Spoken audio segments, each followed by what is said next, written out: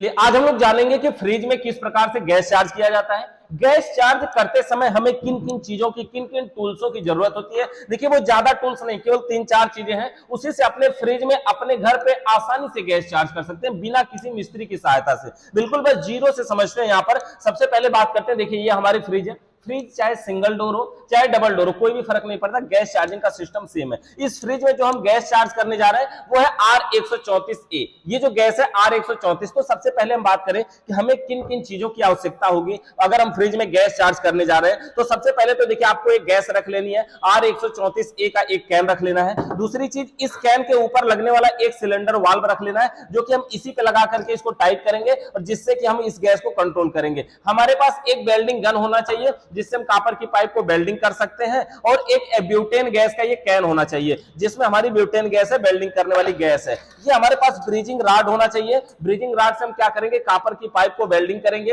ये copper oxide का बना होता है, आगे के संपर्क में आने से पिघलने लगता है। और हमारे पास एक गेज भी होना चाहिए जिस गेज की सहायता से हम इसमें गैस चार्ज करेंगे। और एक हमें वर्कशॉप कंप्रेसर की भी जरूरत पड़ जाती है। ये जो वर्कशॉप कंप्रेसर है ये फ्रिज से निकला हुआ कंप्रेसर ही है, इसको आप वर्कशॉप बना सकते हैं। यहाँ पर एनआरबी पिन लगा करके, चार्जिंग पिन लगा करके। और उसके अलावा हमारे पास एक मेन लीड भी अलग से रखना चाहिए। इस लीड की सहायता देखिए हमने इस कंप्रेसर को डायरेक्ट लगा दिया है। यानी सबसे पहले अगर बात करें तो ये फ्रिज हमारी है और इसका ये इतने ही पार्ट की जरूरत है। आप एक नया फिल्टर भी रख सकते हैं, कभी कभी ये फिल्टर अगर नहीं काम करता तो आप नया फिल्टर बदल सकते हैं। वैसे लोग अधिकतम फिल्टर को चेंज ही कर देते हैं। इसके अलावा यहाँ पर देखिए रिले और ओएलपी भी हमें रखनी चाहिए अलग से। रिले और ओएलपी ये दो चीजें अगर नहीं है तो कोई भी दिक्कत नहीं है इससे। तो ये हमारे दो पार्ट है, एक का नाम होता है ओएलपी और एक का नाम है रिले। देखिए ये है ओएलपी। ओएलपी का पूरा नाम होता है ओवरलोड प्रोटेक्टर। मतलब ओवरलोड होने पर या कंप्रेसर के आवश्यकता से अधिक हीट होने पर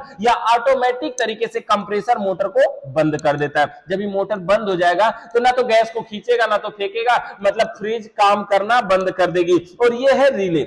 रिले का कार्य होता है कि यह रनिंग से स्टार्टिंग में मोटर को शार्ट मार के स्टार्ट करने का कार्य करता है। यहां पर देखिए अगर हम इसको लगाना है तो यहां पर पिनों को थोड़ा सा दिखाइए कि ये जो कंप्रेसर मोटर है इसमें 3 पिनें होती हैं। 3 पिनों में एक का नाम होता है कॉमन, एक का नाम होता है रनिंग और एक का नाम होता है स्टार्टिंग। ये 3 पिनें हैं, कॉमन, रनिंग और स्टार्टिंग। कौन कॉमन, कौन रनिंग, कौन स्टार्टिंग है, इसको चेक कर सकते हैं किसी भी मल्टीमीटर के द्वारा। जिस प्रकार से किसी भी फैन मोटर को चेक करते हैं 3 वायरों को, उसी प्रकार से ये 3 पिनों को चेक कर सकते हैं। अगर इसमें हमें लगाना है ये रिले और ओएलपी, तो देखिए सबसे पहले अगर जो पिन अकेली है उसमें हमारा लगेगा ओएलपी, और ये जो 2 पिनें हैं इसमें रिले में हमारे 2 छिद्र बने होते हैं जिसको हम लगा देंगे अपने ऊपर रनिंग और स्टार्टिंग वाले पॉइंट में। और ये हमारी मेन लीड की सप्लाई है। और इससे पहले अब देखिए यहां पर तो हमने अलग से मेन लीड का सप्लाई दे दिया। अब ये हमारा कंप्रेसर मोटर है। अब हमें सबसे पहली प्रक्रिया करनी होती है इसकी फ्लैक्सिंग करना। फ्लैक्सिंग करने का मतलब इसकी जो पाइपें हैं, पाइपों के अंदर अगर कहीं कचरा है तो उसको हमें साफ करना होता है। अगर उस कचरे को हम साफ नहीं करेंगे तो और फ्रिज में गैस चार्ज कर देंगे तो ये चोक कर जाएगा। चोक क्या होता है, किसी कारण अगर पाइप में कोई गैस का बहाव रुक गया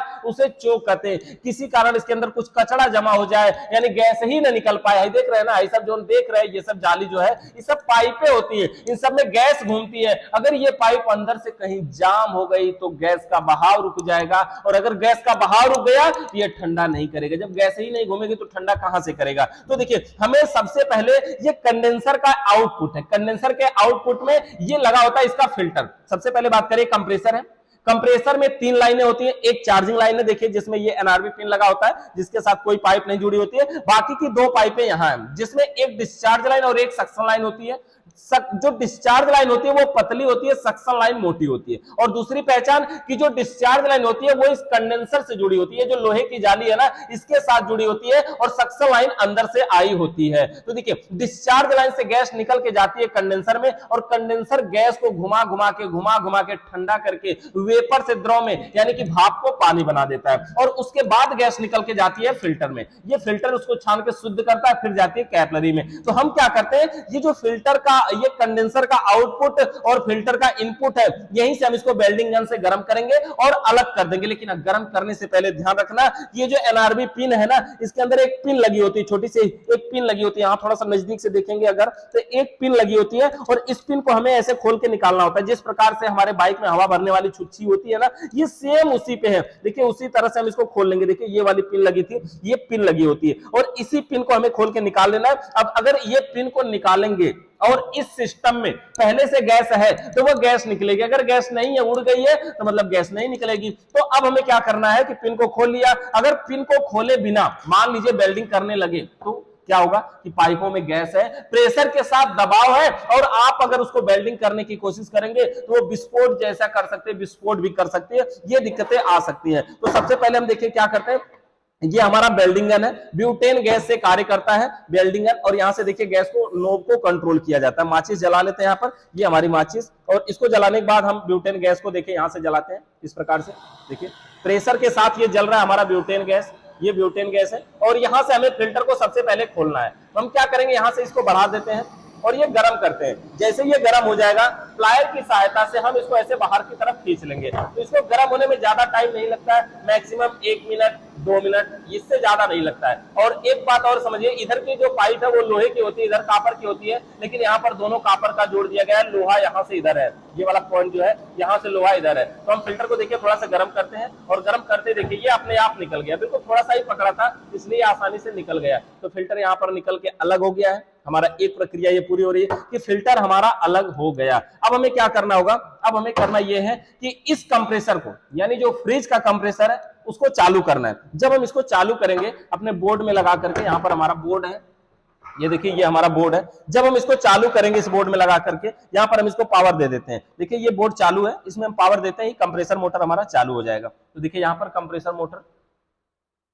चालू नहीं हुआ, बोर्ड में स्विच ऑन करिए। हाँ देखिए ये कंप्रेसर मोटर हमारा चालू हो गया और यहाँ से गैस निकल रही है। अभी ये पाइप गर्म है, थोड़ा सा इंतजार कर लेते हैं, और जैसे ये पाइप ठंडी होती है इसके बाद हम इसको दबाएंगे और छोड़ेंगे, दबाएंगे और छोड़ेंगे, जिससे क्या होगा, इस कंडेंसर के पाइपों के अंदर का कचरा बाहर निकलेगा। तो देखिए अब हम क्या करेंगे, इस कंडेंसर के आउटपुट की पाइप को हाथ के अंगूठे से ऐसे दबाएंगे। ये कंप्रेसर मोटर हमारा चल रहा है, पावर में लगा है। जैसे हम इसको झटके से छोड़ेंगे तो क्या होगा, प्रेशर के साथ कंडेंसर के अंदर का कचरा भी बाहर निकलेगा। अभी देखिए कोई कचरा नहीं निकल रहा है। इसको हम जैसे झटके से छोड़ेंगे, इस कंडेंसर की पाइप को देखिए हमें क्या करना है, ऐसे दबाना है अंगूठे से, और इसको हमें तेजी से ऐसे दबाए रखना है। बहुत ज्यादा इसमें ताकत आजमाने की जरूरत नहीं है, बहुत तेज दबाना नहीं चाहिए, क्योंकि बहुत तेज दबाने से कंप्रेसर के अंदर का तेल भी ऊपर चढ़ जाता है। तो इस प्रकार से हमें ऐसे इसको दबाना है, फिर झटके से छोड़ना है, दबाना है फिर झटके से छोड़ना है। और यह प्रक्रिया हमें तब तक करनी है जब तक कंडेंसर के अंदर से कचरा आना बंद ना हो जाए। यानी अगर इसके अंदर से कचरा आता तो हम इसको तब तक करते जब तक ये बंद ना हो जाए, लेकिन इसके अंदर से कोई कचरा नहीं आ रहा है, मतलब ये कंडेंसर पूरी तरह से साफ है। तो अब हम क्या करेंगे,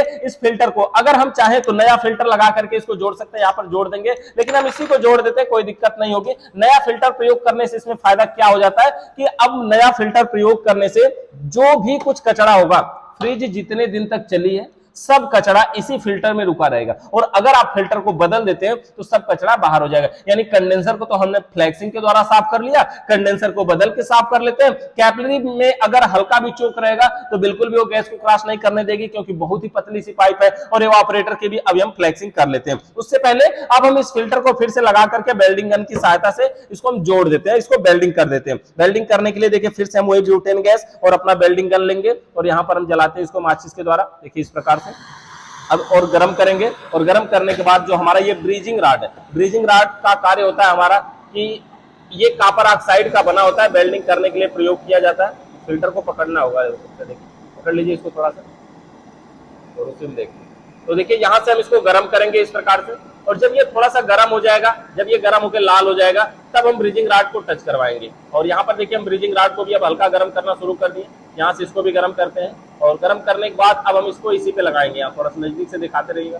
यहाँ से देखिए गर्म करने के बाद हम इसी पर लगाते हैं। अभी पूरी तरह से ये गर्म नहीं हुआ है, इसलिए बढ़िया से पिघल नहीं रहा है। देखिए इस प्रकार से ये पिघलता है, और हमें जो लगाना पड़ता है ये ब्रीजिंग राड केवल ऊपर की तरफ ही लगाना पड़ता है, नीचे अपने आप ये पिघल करके चला जाता है। तो देखिए जैसे नीचे अपने आप पिघल के चला जाएगा, और थोड़ी देर तक इसको पकड़े रहना प्लायर के द्वारा, हिलाना नहीं है, क्योंकि अगर हिला देंगे तो फिर से ये निकल जाएगा, इसमें से जो भी इसका जोड़ है वो निकल जाएगा, वो बाहर चला जाएगा, तो फिर जोड़ने से कोई फायदा नहीं रह जाएगा। इसलिए यहां पर इसको हम थोड़ी देर तक पकड़े रहेंगे, और जब ये ठंडा हो जाएगा, अब नॉर्मल हो जाएगा, तो अब हम प्लायर को हटा लेंगे, और अब हमारी अगली प्रक्रिया होगी जिसमें हम इवापोरेटर की फ्लैक्सिंग करेंगे। इवापोरेटर की फ्लैक्सिंग करने का मतलब कि कंप्रेसर के सक्शन लाइन की पाइप को काट करके या गर्म करके अलग करना। तो यहाँ पर हम कंप्रेसर के सक्शन लाइन की पाइप को खोलते हैं, और जिस प्रकार से ये क्रिया हम कर रहे हैं ना, बिल्कुल सेम सक्शन लाइन देखिए हमारी यही है, ये हमारी सक्शन लाइन है। इसी पाइप को यहां से काटना है और काटने के बाद कंप्रेसर को चालू करना है। और ये जो पाइप है एवापोरेटर से आई हुई, इस पाइप को हमें ऐसे अंगूठे से दबाना है, झटके से छोड़ना है, दबाना है, झटके से छोड़ना है, जैसे हमने कंडेंसर को कर रहे थे।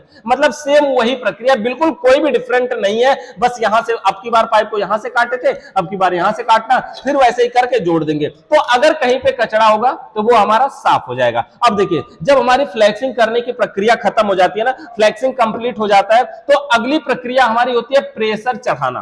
प्रेशर चढ़ाना, प्रेशर चढ़ाने का मतलब यह होता है कि सिस्टम की पाइपों के अंदर कहीं लीकेज चेक करना। मतलब दो जोड़, ये वाला जोड़, ये फिल्टर अगर बदलते थे ये जोड़, और यहां से फ्लैक्सिंग करते थे ये वाला जोड़, ये जो 3-4 जोड़ है इसको हमने अभी अभी वेल्डिंग किया ना, अगर ये जो जोड़ है, हो सकता है कि इसमें कहीं बारीकी से लीकेज रह गया हो, उसी लीकेज को चेक करने के लिए हमारी दूसरी प्रक्रिया होती है प्रेशर चढ़ाना। प्रेशर चढ़ाने के लिए देखिए हमारे पास ये 2 चार्जिंग पाइप चाहिए, 2 रबड़ की चार्जिंग पाइप चाहिए और एक वर्कशॉप कंप्रेसर चाहिए। इस रिले और ओएलपी को हम निकाल लेते हैं और लगा लेते हैं। चलिए, रिले ओएलपी नहीं, हम केवल मेन लीड अपना निकाल लेते हैं और लगा लेते हैं अपने दूसरे सिस्टम में। देखिए, इस मेन लीड को अब इस कंप्रेसर से निकाल करके हम अपने वर्कशॉप कंप्रेसर में लगा लेते हैं। यहां पर देखिए रिले और ओएलपी हमने पहले से लगा रखा है, तो यहां पर क्या करना है, ये कॉमन में लगा देना है। जैसे उस कंप्रेसर का कनेक्शन हम कर रहे हैं, सेम उसी प्रकार से रिले और ओएलपी हमें यहां पे लगा देना है। एक पिन में हमने देखिए ये कॉमन में लगा दिया और एक पे हम लगा देते हैं ये रिले के रनिंग वाले पॉइंट में, यानी दाहिने वाले पॉइंट में। और उसके बाद अब हमें इस कंप्रेसर को चलाना है। इस कंप्रेसर मोटर को चालू करते हैं और देखिए ये कंप्रेसर चालू हो गया और ये क्या कर रहा है, यहां ये इसका डिस्चार्ज लाइन है, यहां से ये प्रेशर को फेंक रहा है। तो हमें क्या करना है कि ये जो कंप्रेसर मोटर चालू हो गया ना, अब हमें इसमें पाइप जोड़ना है। देखिए, चालू करने से पहले हमें पाइप जोड़ लेनी चाहिए, लेकिन हमने यहाँ पे चालू कर लिया, कोई बात नहीं है। यहाँ पर देखिए ये जो चार्जिंग पाइप होती है, इसमें देखेंगे दोनों सिरों का यह नजदीक से दिखाई, इसके अंदर एक तरफ ये पिन होती है, एक तरफ कुछ नहीं होता है। एक में देखेंगे पिन होती है, एक में कुछ नहीं होता है। जिसमें पिन होती है उसको उस तरफ जोड़ा जाता है जिधर कोई पिन लगी हो। जैसे ये हमारी फ्रिज का चार्जिंग लाइन है, इसके अंदर पिन लगी होती है। पिन तो अभी हमने बाहर निकाल रखा है, लेकिन इसके अंदर लगी होती है, तो इसलिए इस पिन को हमें देख करके जोड़ना चाहिए। तो यहां पर देखिए हम इसको जोड़ देते हैं, यहां पर हमने इसको जोड़ दिया और इसका दूसरा सिरा जो हमारा ये सिस्टम है, यहां पे हम प्रेशर चढ़ाने जा रहे हैं ना, तो प्रेशर गेज हमारा रेड कलर में है। जब हम इसका वैक्यूम करेंगे तो ये ब्लू वाले गेज का प्रयोग करेंगे। अभी हम प्रेशर गेज का यूज कर रहे हैं, तो प्रेशर चढ़ाने के लिए तो प्रेशर गेज के निचले सिरे में हमने इसको जोड़ दिया, यहां पर इसके निचले सिरे में जोड़ दिया। और अभी तो सभी लाइनें हम यहां पे हैंडल ढीला कर देते हैं, कोई दिक्कत नहीं है, सभी हैंडल को ढीला कर देते हैं। और यहां पर देखिए ये हमारी दूसरी पाइप है, इसको भी हम यहाँ पे कनेक्ट करना है, इसको इस बीच वाले पॉइंट में कनेक्ट कर देते हैं। जिस गेज का यूज करना है उस गेज के निचले सिरे, और बीच वाला तो कॉमन होता है और बीच वाले में जोड़ देंगे। साइड वाला जिस गेज का यूज नहीं करना है उसको खाली छोड़ देंगे। और अब इस पाइप का दूसरा सिरा जोड़ देते हैं हम अपने वर्कशॉप कंप्रेसर में। यहाँ पर देखिए वर्कशॉप कंप्रेसर में जोड़ देते हैं इस प्रकार से, ये चूड़ियों के द्वारा। ये देखिए नट है, केवल टाइट करना है, तो हमने यहाँ पर इसको भी जोड़ दिया। अब देखिए ये हमारी पाइप देखिए कैसे जुड़ी हुई है। ये वर्कशॉप कंप्रेसर है, इसका एक डिस्चार्ज लाइन है, चार्जिंग पाइप की सहायता से गया इस गेज में, गेज का दूसरा सिरा यहां से होकर के जा रहा है। अब देखिए इस हैंडल को हम टाइट कर देंगे और ये जो हमारी सुई है प्रेशर गेज की, ये देखेंगे कि धीरे धीरे ये सुई ऊपर की तरफ उठने लगेगी। यहां पर देखिए ये जो सुई है प्रेशर गेज की, पूरे सिस्टम में प्रेशर भराएगा तो ये सुई धीरे धीरे ऊपर की तरफ जाएगी। देखिए अभी ये 0 पे है, 0 से ऊपर की तरफ जा रही है, धीरे धीरे करके जा रही है। ये जो कंप्रेसर का प्रेशर है थोड़ा सा कम है और धीरे धीरे करके प्रेशर जा रही है। अगर ये कभी किसी कारण से आप प्रेशर चढ़ा रहे हैं और ये सुई एकाएक ऊपर चली जाए तो इसका ये मतलब होता है कि ये जो पाइप है ना कहीं जाम है, पूरे सिस्टम की पाइपों में गैस नहीं जा रही है। और देखिए ये इस प्रकार से अगर धीरे धीरे चल रही है तो समझिए सही है, यानी कि एरिया ज्यादा है, प्रेशर भरने में थोड़ा टाइम लगता है। तो इस प्रकार से हम प्रेशर भरेंगे और प्रेशर भरते समय ही हम क्या करेंगे, जैसे साबुन या शैंपू का कोई झाग बनाएंगे और जो जो हमारे जोड़ थे उन जोड़ों पर हम क्या करेंगे, इसको चेक करेंगे। ऐसे चेक करेंगे, जहां जहां हमारे जोड़ थे उसको हम चेक करेंगे। चेक करेंगे तो क्या होगा कि जहां पे लीकेज होगा वहां से बुलबुला जैसा निकलेगा। अगर बुलबुला निकल रहा है तो समझिए सिस्टम लीकेज है। तो जोड़ों पे चेक करना है सबसे पहले। कहां? सभी जोड़ों पर, जितने भी इसमें जोड़ है, तो 3-4 जोड़ तो अभी बनाया गया है वेल्डिंग करके, तो उन सारे जोड़ों पे चेक करेंगे। इससे पहले के जो जोड़ किए गए हो उन जोड़ों पे भी चेक करेंगे। बीच में लीकेज होने के चांस नहीं होते। अच्छा, बीच में क्यों लीकेज होगा? पूरे सिस्टम के जोड़ों पे ही तो लीकेज होता है ना, तो जोड़ों पे चेक करेंगे। और अगर लीकेज मिल गया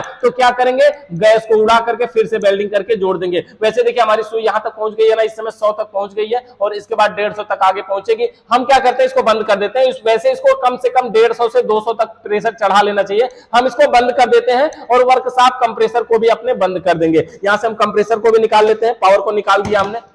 अब देखिए ये जो सुई है ना, जहां तक हमने प्रेशर भरा है वहीं पे रुकी होनी चाहिए। अगर किसी कारण से ये सुई धीरे धीरे नीचे आ रही है तो इसका ये मतलब हुआ कि सिस्टम में कहीं ना कहीं लीकेज है। अगर किसी कारण से ये सुई नीचे आ रही है तो सिस्टम में लीकेज माना जाएगा और लीकेज होने की अवस्था में फिर से हमें साबुन या शैम्पू का झाग बना के चेक करते रहना। कब तक चेक करना, जब तक वो लीकेज ना मिल जाए। वो लीकेज देखिए इन नटों पर भी हो सकता है, ये जो हमारे जोड़ है ना इनमें भी हो सकता है। अगर यहां से भी लीकेज करेगा तब भी गैस निकल जाएगी। हैंडल को देखिए हमने टाइट कर दिया है और यहां से भी हम वर्कशॉप कंप्रेसर के डिस्चार्ज लाइन से पाइप को खोल के निकाल लेते हैं। तो हमने ये प्रेशर भर लिया, लीकेज मिल गया। अब हमें क्या करना है, लीकेज मिल गया तो गैस को इसमें से उड़ा देना है। गैस को उड़ाने के बाद इसको वेल्डिंग करके फिर से जोड़ देना है जहां भी लीकेज दिखे। और अगर लीकेज नहीं मिलता है तो हम अगली प्रक्रिया अपनाएंगे। अगली प्रक्रिया क्या है, इसमें से हम गैस को उड़ा देते हैं और अगली प्रक्रिया हमारी है वैक्यूम करना। वैक्यूम करने का मतलब इसकी पाइपों के अंदर की नमी को बाहर निकालना। अंदर की नमी को हम बाहर कैसे निकालेंगे, देखिए अब तक हम प्रेशर गेज का यूज किए थे ना, अब हम कंपाउंड गेज का यूज करेंगे। और यहां से देखिए अब जो हमारा प्रेशर गेज में जो पाइप जुड़ी थी उसको खोल करके अपने कंपाउंड गेज के निचले सिरे में जोड़ देंगे। यहां पर भी प्रेशर गेज में जो जुड़ी थी उसको खोल के कंपाउंड गेज में हम यहां पर जोड़ देते हैं। और यहां पर देखिए हमारा ये जो डिस्चार्ज लाइन में जुड़ा हुआ था इसको हम सक्शन लाइन में जोड़ देते हैं। ये इसका कंप्रेसर का सक्शन लाइन है, दूसरी वाली लाइन यहां से जोड़ देंगे। इससे क्या होगा, अब ये इसके अंदर की हवा को बाहर फेंकेगा, यानी अंदर की हवा को ऐसे खींचेगा और डिस्चार्ज लाइन से बाहर निकालेगा। तो देखिए ये पाइप जो है ना जोड़ना, यही महत्वपूर्ण चीज है। देखिए किस प्रकार से जुड़ा है, ये वर्कशॉप कंप्रेसर का सक्शन लाइन है और यहां से चार्जिंग पाइप लगी हुई है, ये गेज के बीच में जुड़ा हुआ है। और जो हमारा फ्रिज है, जो हमारे फ्रिज का चार्जिंग लाइन है वो कंपाउंड गेज के निचले सिरे में जुड़ी है। और अब हमें प्रेशर गेज का यूज नहीं करना है तो प्रेशर गेज के हैंडल को बंद कर देंगे और कंपाउंड गेज के हैंडल को यहां से ढीला कर देंगे। कंपाउंड गेज के हैंडल को ऐसे ढीला कर देंगे। ढीला कर दिया, अब हमें क्या करना है, इस वर्कशॉप कंप्रेसर को चालू करना है। इसको वर्कशॉप कंप्रेसर को हम चालू करते हैं। इस एनआरवी पिन को भी हम यहां पे लगा लेते हैं, नहीं लगाएंगे कोई बात नहीं है, हमें गैस चार्ज करना है तुरंत और इसके बाद हम चालू कर लेते हैं। वैसे इसको लगा लेना चाहिए क्योंकि आप पाइप को नहीं खोल पाएंगे अगर इस पिन को नहीं लगाते हैं तो। यहां पर देखिए हम चालू कर दिए, कंप्रेसर मोटर हमारा चालू हो गया। यहां से प्रेशर फेंक रहा है, यहां से सुई देखिए ये 0 पे है तो 0 से ये -30 की तरफ जा रही है। नजदीक से दिखाइए सुई, ये जो सुई है 0 से -30 की तरफ जा रही है। देखिए ये 0 पे है ना, धीरे धीरे करके माइनस में जाएगी। ये कब तक माइनस में जाएगी, जब तक ये पूरा प्रेशर खत्म हो जाएगा। देखिए माइनस में जा रही है धीरे धीरे करके, तो ये -30 तक ये सुई जाएगी। और जब ये सुई -30 पे पहुंच जाए तो समझिए कि सिस्टम के अंदर का वैक्यूम बढ़िया तरीके से हो गया है। जो भी इसके अंदर का वैक्यूम था, जो भी इसके अंदर नमी थी, जो भी इसके अंदर गैस थी, वो सब बाहर निकल चुकी है। जब इसमें वैक्यूम -30 तक पहुंच जाए तो, जब इसकी सुई -30 पे देखिए यहां पे पूरा पहुंच जाए, जब -30 पे पहुंच जाए तो क्या करेंगे, सबसे पहले गेज के हैंडल को बंद करेंगे। ये जो गेज का हैंडल है इसको बंद करेंगे और गेज के हैंडल को बंद करने के बाद अपने कंप्रेसर को भी बंद कर लेंगे। वर्कशॉप कंप्रेसर को भी बंद कर लिया। अब जो वर्कशॉप कंप्रेसर में हमने ये मेन लीड लगाया था इसको निकाल लेंगे क्योंकि अब वर्कशॉप कंप्रेसर का काम खत्म है। इस पाइप को भी हम यहां से खोल लेते हैं, ये पाइप को भी हम यहां से खोल लेते हैं। हमने पाइप को खोल लिया और वर्कशॉप कंप्रेसर का काम अभी खत्म हो चुका है हमारा। अब हमें लगाना क्या है, इस मेन लीड को सबसे पहले हम फ्रिज के कंप्रेसर में लगा लेते हैं, जो हमारी मेन फ्रिज है, जो मेन फ्रिज का लीड है, क्योंकि अब फ्रिज को चलाने की जरूरत पड़ेगी हमें और मेन फ्रिज को लगाने की जरूरत पड़ेगी चलाने की। और यहां पर देखिए अब R134 गैस है, ये हमारी जो गैस हम चार्ज करने वाले रेफ्रिजरेंट R134A 450 ग्राम, ये 450 ग्राम का कैन आता है और ये है इसका सिलेंडर वाल्व। सिलेंडर वाल्व देखिए इस प्रकार से हमें लगा करके और इसके ऊपर टाइट कर लेना। ये जो सिलेंडर वाल्व आप जब लेंगे तो देखिएगा ये पिन और ये वाल्व ये अलग अलग कई साइजों में आते हैं, तो उसी में एडजस्ट होने वाला लेना पड़ेगा आपको। मतलब कि जो हमारा कैन है उसके हिसाब से वाल्व लेना पड़ेगा। कई तरीके का नहीं आते हैं, 2 या 3 तरीके के आते हैं, आपको उन्हीं में से कोई लेना होगा। तो सबसे पहले देखिए अभी हमें क्या करना है, अब जब हम इसमें गैस चार्ज करने जा रहे हैं तो एक चीज और होता है, हमारे पास एक लिक्विड होता है जिसको एंटी मोस्ट या एंटी चोक नाम से जाना जाता है। इसको भी इस पाइपों में डाल देना चाहिए। इससे क्या होगा, सिस्टम में चोक नहीं होगा। अगर ये बार बार चोक हो रहा है तो ऐसा करना चाहिए, बाकी ये जरूरी नहीं है कि हाँ वो डालना चाहिए। तो देखिए ये होता क्या, फेविक्विक के जैसा है ना लिक्विड का, यहां से इसको काट देना और ये जो सुई लगाने वाला इंजेक्शन जैसा होता है इसी से इसको खींचना है और इसी पाइप में भर देना। भरने के बाद अपना ये जो हमारा रेफ्रिजरेंट सिलेंडर है यानी गैस का जो सिलेंडर है, हम अपने गैस को लगा लेंगे। यहां पर लगा के हम इसको टाइट कर देते हैं। देखिए इसको हम बढ़िया से टाइट कर दिए। और अब हमें क्या करना है, ये देखिए हमारा सिस्टम कैसे जुड़ा हुआ है। ये हमारा गैस है R134, ये हमारी पाइप है। पाइप का यहाँ पे गेज के पिछले वाले सिरे में जुड़ा हुआ है और इसका दूसरा सिरा यहाँ से आकर के हमारे फ्रिज के कंप्रेसर के चार्जिंग लाइन में जुड़ा हुआ है। तो इस प्रकार से इसका कनेक्शन है। अभी देखिए ये दोनों हैंडल बंद है। हम क्या करते हैं, यहाँ से गैस को थोड़ी सी खोलते हैं थोड़ी सी गैस को खोलेंगे, थोड़ी सी गैस को खोला और फिर बंद कर दिया। इससे क्या होगा, अब गैस निकल के थोड़ी सी पाइप में गई है तो हमने जो वैक्यूम किया है वो पूरे फ्रिज का तो किया है, लेकिन हाई पाइप जो अभी अभी थी इसको हमने अभी अभी जोड़ा है ना, तो इसमें बाहर की हवा चली गई होगी, उस हवा को निकालना होगा। यहाँ से हम थोड़ी सी गैस को उड़ाएंगे, नजदीक से लाइए देखिए, यहाँ से गैस को हम थोड़ी सी उड़ाएंगे। जब तक ये हवा उड़ेगी थोड़ी सी तब तक तो नॉर्मल होगा। जब ये व्हाइट कलर में देखिए उड़ने लगे, समझिए ये फ्रीयान गैस उड़ रही है। और अब हम इसको टाइट कर देंगे। इससे क्या होगा, इस पाइप के अंदर का भी वैक्यूम हो जाएगा, पाइप के अंदर की भी गैस हमारी सही हो जाएगी, यानी पाइप के अंदर जो बाहर के वातावरण की हवा थी वो निकल जाएगी। यहाँ से अब हम इसके हैंडल को टाइट कर देते हैं और टाइट करके हम इसको एक जगह रख देते हैं, ताकि अब इससे गैस निकल के पाइप में जाती रहे और इस हैंडल से हम कंट्रोल करेंगे। उससे पहले अब हमें क्या करना है, देखिए यहाँ पर इसको ऐसे उल्टा ही रखना। और अब हम क्या करेंगे, इस कंप्रेसर को चलाते हैं। फ्रिज का जो कंप्रेसर है उसको चालू कर देते हैं।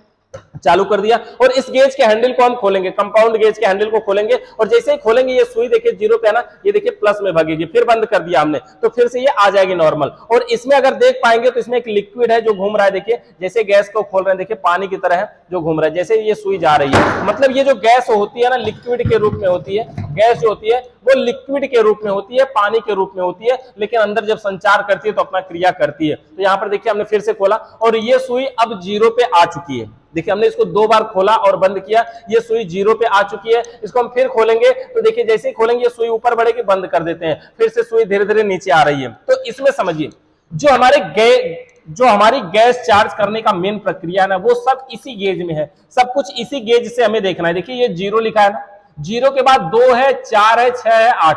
ये जो 2 है ना ये 20 है, ये 4 जो है ये 40 है, 6 जो है वो 60 है। तो ये जो 20 है 2 और ये 0 है, 20 और 2, और इसके बीच में एक मोटी लाइन है। ये जो मोटी लाइन है ये हमारी होगी 10। और जो हम R134 गैस का जो हमारा रनिंग प्रेशर होता है वो होता है 12 से 15। यानी देखिए ये जो मोटी लाइन है 10 के बाद और ये 20 से पहले 15, मोटी लाइन के बीच में एक और पतली लाइन है, तो 12 से 15 के बीच में इसका रनिंग प्रेशर करना है। तो हम क्या करेंगे, ऐसे फिर से देखिए गैस को खोलते हैं और फिर बंद कर देंगे, टाइट कर देंगे। इस प्रकार से देखिए अब देखिए ये सुई 0 से थोड़ा सा आगे रुक रही है, 0 से थोड़ा सा आगे रुक रही है। वैसे देखिए धीरे धीरे फिर 0 की तरफ जा रही है। ऐसे ही फिर हम इसको खोलेंगे, एक बार हम और खोलते हैं और फिर बंद कर देंगे। अब की बार देखिए सुई कहां जाकर के रुकती है, ये सुई हमें 10, 12 से 15 के बीच में जाना चाहिए। अभी भी देखिए ये 10 के नीचे आ गई, लेकिन 7-8 तक लगभग पहुंच गई है। 10 के नीचे है लेकिन 7-8 तक पहुंच गई है। देखिए अब 5 से भी नीचे आ गई, इस समय 4 पे आ गई है लगभग। ठीक है, तो इसी प्रकार से फिर से हम गैस को खोलते हैं और इतने में जो हमारा कंडेंसर है ना वो लगभग गर्म हो जाएगा। कंडेंसर मतलब ये जो लोहे की जाली है ये गर्म होने लगेगी। अगर इसको ऊपर टच करेंगे तो ज्यादा गर्म होगी, जितना नीचे आएंगे उतना कम गर्म होगी। यहाँ नजदीक से दिखाइए गेज की सुई, मेन चीज हमारी गेज की सुई है। देखिए इसी के हिसाब से हम गैस चार्ज करेंगे। हम फिर से थोड़ी सी गैस को खोलते हैं और फिर बंद कर देते हैं, फिर से गैस को खोलते हैं और फिर बंद कर देते हैं। अभी देखिए ये जो सुई है ये 10 के ऊपर है। ये देखिए मोटी वाली लाइन ये 10 था और इसके थोड़ी से ऊपर है। अब देखिए फिर से 10 पे आ गया, 10 से भी लग रहा है नीचे आएगा। देखिए 9 पे आ रहा है ना, ये 9 पे आ रहा है। ये बहुत नीचे तक नहीं आएगा, अभी आकर के अब रुक जाएगा। देखिए अब उससे नीचे नहीं जाएगा। ये 9 पे लगभग इस समय है, 8-9 पे है। अभी हमें इसको कितना करना है, 12 से 15 पाउंड तक करना है। इसका रनिंग प्रेशर होता है 12 से 15, 12 से 15। देखिए हमने फिर से थोड़ी सी गैस खोला और बंद कर दिया।